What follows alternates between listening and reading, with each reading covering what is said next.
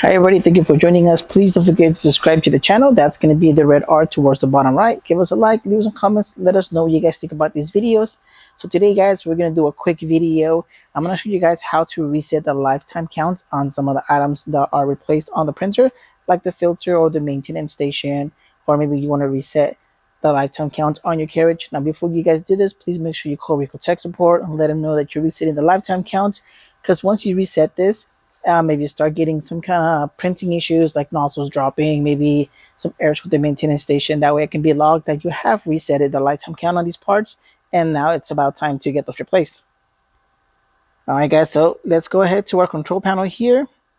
Now to reset the lifetime count, you want to go to this icon that has the black and white little square on it, and you're going to select what item. So let's say I cleaned out my left ink sump and I want to reset that. So select that one, replace, replace. And if I go back to it, it's set to 0. Now let's say I did the carriage. Again, hit replace. It's going to ask you to replace this. You say yes. And if I go back into it, it's set to 0. And that's how you reset the lifetime count on the consumable parts on the RF4000, guys. Once again, guys, if you are resetting these, please make sure you call Ricoh tech support. Let them know you're resetting them, just in case there is issues in the future where you might be getting some nozzle droppage or some error codes. We're well aware that some of these parts have been reset. Thank you guys for joining me again.